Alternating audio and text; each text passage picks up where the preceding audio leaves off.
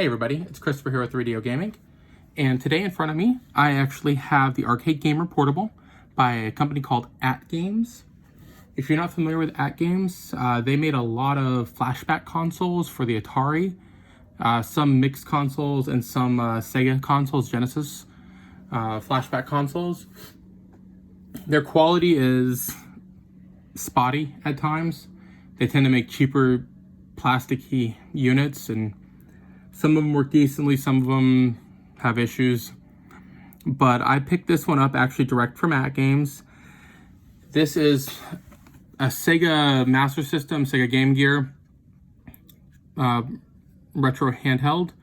And when I bought this direct from them. It was about, I'd say $40 or $50, somewhere around there. But this was probably 4 or 5 years ago when I picked this up. And I never really played it much. When I ordered it, this is, I guess, really early on in the retro handheld days. I was hoping it had the SD card slot so I could put my own games on there. It comes built in with about 40 games, but there's not.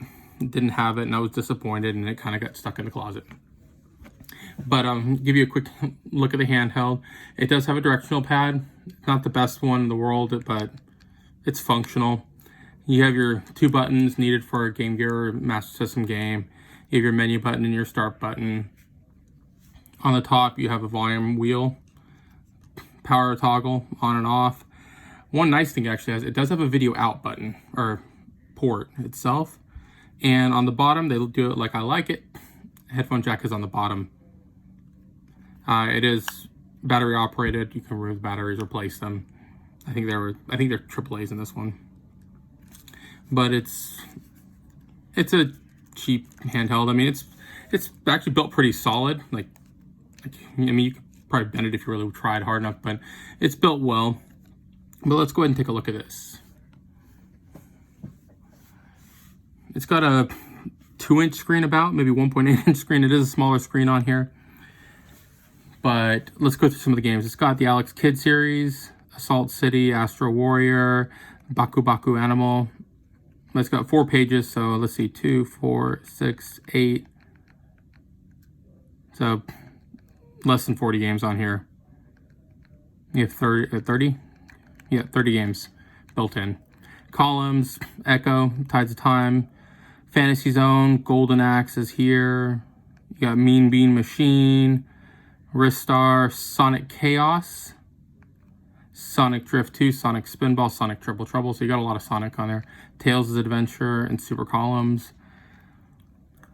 So it's a decent selection of games. I mean, back then for this price, it wasn't too bad.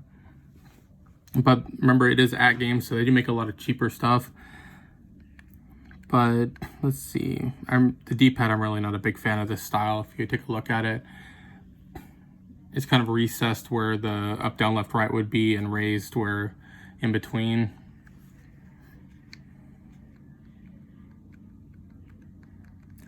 Let's go ahead and load up Sonic Chaos. Turn the volume up for you.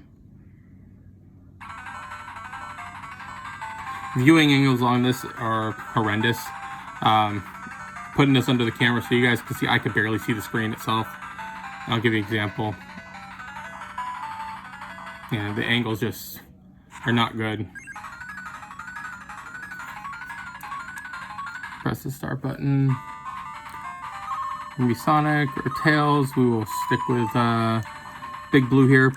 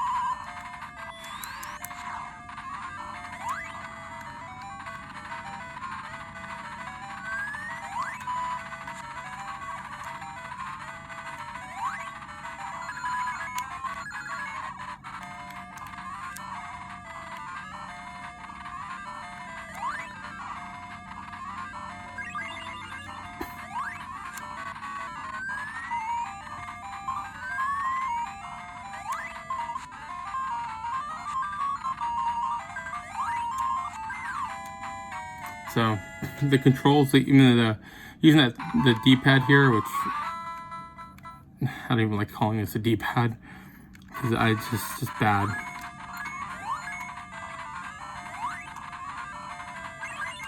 Needless to say, for the value of this, I would not recommend this device.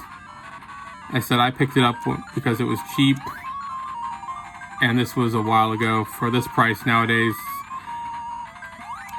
I don't even know if you can find this anywhere. I'll see if I can find it if anybody is interested in picking one up. I wouldn't really recommend it, but for the price of this, I'd much more recommend getting the Pocket Go or the new BitBoy system.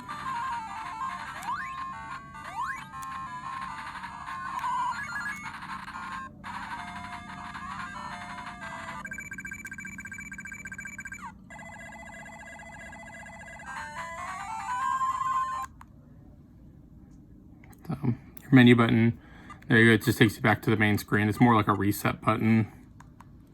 See? I guess technically it takes you to the menu, but I would have called it a reset button. Let's try...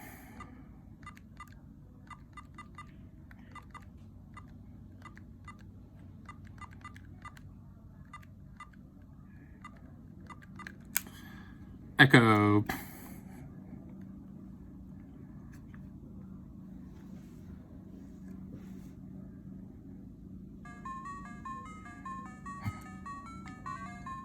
Ecco, the tides of time.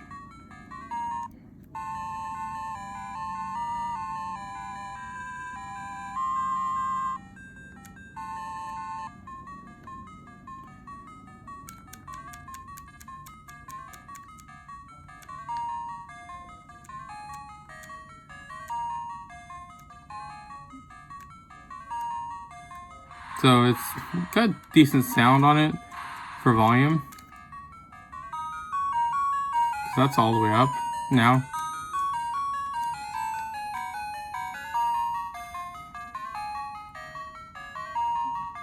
But the screen quality on this leaves a lot to be desired. But it gives you 30 Game Gear or Master System games on here. So it's not too bad for what it was back then. I mean, considering this was, what, 2016 when I got this, or 2017?